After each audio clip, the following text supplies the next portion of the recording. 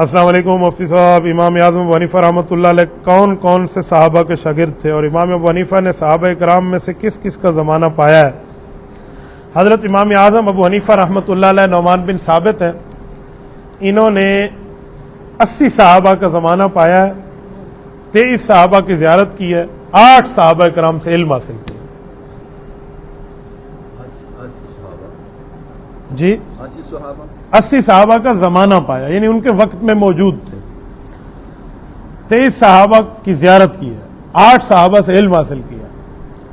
حضرت عبداللہ بن ابی اوفا رضی اللہ عنہ امام صاحب کے استاذ ہیں، حضرت عائشہ بنت اجرد رضی اللہ عنہا امام صاحب کی استاذہ ہیں، استانی ہیں۔ حضرت ماقل ابن یسار المزنی رضی اللہ عنہ حضرت امام صاحب کے استاذ ہیں۔ حضرت عبداللہ ابن ابی حبیبہ رضی اللہ عنہ حضرت امام صاحب کے استاذ ہیں۔ حضرت سدی بن عجلان رضی اللہ عنہ حضرت امام صاحب کے استاذ ہیں۔ حضرت عبداللہ ابن جز الزبیدی رضی اللہ عنہ، عبداللہ ابن حارث ابن جز الزبیدی رضی اللہ عنہ حضرت امام صاحب کے استاذ ہیں۔ حضرت انس بن مالک رضی اللہ عنہ حضرت امام صاحب کے استاذ ہیں۔ حضرت عبداللہ بن انیس رضی اللہ عنہ حضرت امام صاحب کے استاذ ہیں۔ اس طرح اور صحابہ کے بھی نام آتے ہیں، ان سے امام اعظم ابو حنیفہ نے پڑھا ہے۔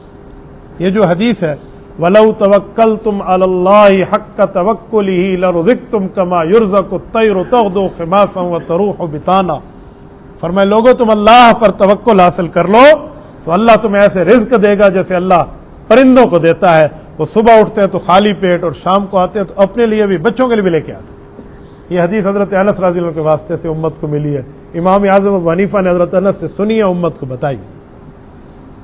یہ جو حدیث ہے کہ سجدہ سہو ایک سلام کے بعد 2 سجدے ہیں، ایک طرف سلام پھیرے پھر 2 سجدے کریں، یہ حضرت امام اعظم ابو حنیفہ کے واسطے سے صحابہ کرام سے سن کے، حضرت انس سے سن کے امت کو امام صاحب نے بتائی، باقی صحابہ سے بھی ہے، حضرت انس سے حضرت امام ابو حنیفہ نے سن۔ اور امام ابو حنیفہ فرماتے ہیں رأیت انس یصلی فی مسجد الکوفہ رضی اللہ عنہ، کہا میں کوفہ کی جامع مسجد میں بیٹھا تھا اور ہماری خوشی کی انتہا نہ رہی کہ پاک پیغمبر کے صحابی خادم 10 سال حضور کی خدمت کرنے والے حضرت انس بن مالک رضی اللہ عنہ تشریف لائے، ہم نے ان کی زیارت کی اور میں نے انہیں نماز پڑھتے دیکھا۔ میں کہتا ہوں امام ابو حنیفہ کے تابعداروں تمہیں سلام ہے، مبارک ہے تمہیں وہ نماز ملی ہے جو رسول اللہ کے صحابہ کو دیکھ کے امام ابو حنیفہ نے لکھ کے دی ہے۔ حضور علیہ السلام نے صحابہ کو کیا فرمایا تھا؟ صلو کما رأیتمونی اصلی، ایسے نماز پڑھو جیسے مجھے پڑھتے دیکھا۔ تو حضور کو پڑھتے کس نے دیکھا؟ ہم نے دیکھا، صحابہ نے۔ اور صحابہ کو پڑھتے کس نے دیکھا؟ امام اعظم ابو حنیفہ نے۔ امام صاحب نے تو ان سے دیکھا بھی ہے۔ اور رہ گیا امام صاحب رحمۃ اللہ علیہ کی عمر مبارک کتنی ہے، اس بارے میں 3 قول ہے، 70 سال، 80 سال، 90 سال، تینوں قول ہے۔ پیدائش کب کی ہے، وفات کب کی ہے؟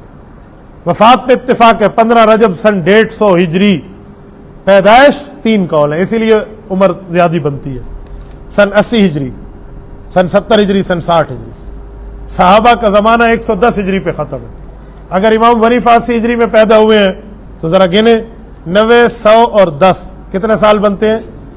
تو امام ابو حنیفہ نے کتنے سال صحابہ کا زمانہ پایا؟